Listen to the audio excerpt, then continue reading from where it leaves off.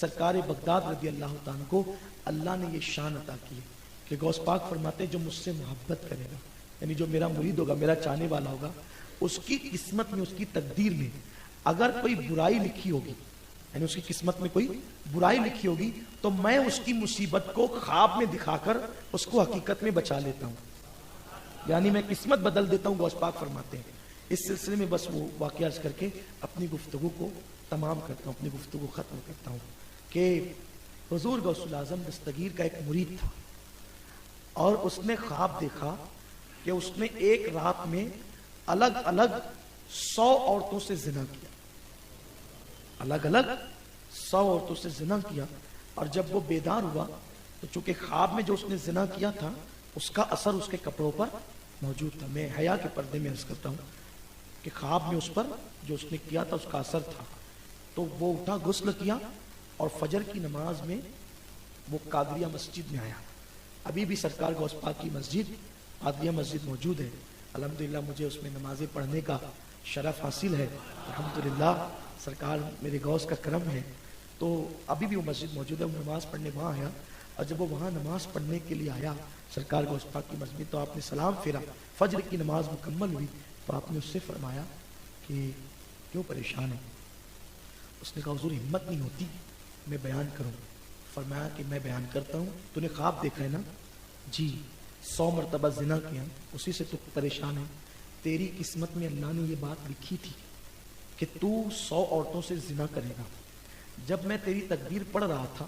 تو میں نے دیکھا، کیونکہ غوث پاک کہتے ہیں میرے جو مرید ہیں میں سب کو پہچانتا ہوں، ان کی تقدیر میں کیا لکھا ہے وہ بھی میں جانتا ہوں۔ تو غوث پاک فرماتے میں تیری تقدیر پڑھ رہا تھا، تو تقدیر پڑھتے پڑھتے میں نے دیکھا کہ تو 100 بار زنا کرے گا، تو 100 بار زنا کرے گا تو تو جائے گا جہنم میں۔ جو ایک بار زنا کرے اور توبہ نہ کرے تو اس کا انجام جہنم ہے، کیونکہ آقا نے فرمایا زانی جنت میں نہیں جا سکتا جب تک وہ سچی توبہ نہ کر لے۔ زانی کا بڑا برا انجام ہے۔ زانی ایک بار زنا کرتا ہے اور غسل کرتا ہے تو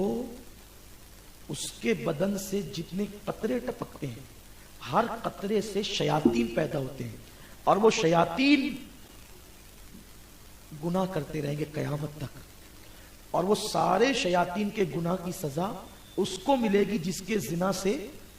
وہ شیاطین پیدا ہو۔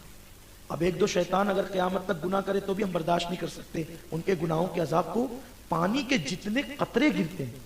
کتنے قطرے ہوں گے، پانی کے کتنے قطرے ہوں گے، سوچئے تو صحیح ذرا، اللہ اکبر۔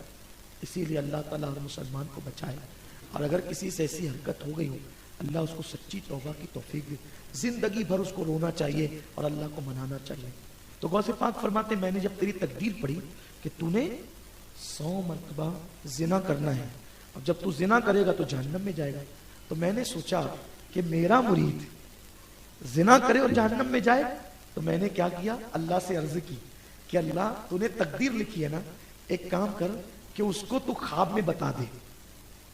وہ خواب میں دیکھ لے گا تو گویا تقدیر پوری ہو گئی۔ اور آدمی خواب میں کوئی گناہ کرتا ہے تو اس کو گناہ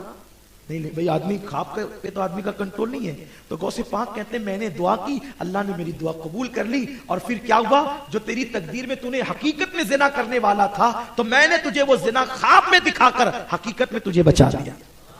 اسی لیے غوث پاک فرماتے ہیں کہ جو میرے ماننے والے ہیں میں ان کی تقدیر کی مصیبت ان کو خواب میں دکھا دیتا ہوں اور حقیقت میں ان کو بچا لیتا ہوں۔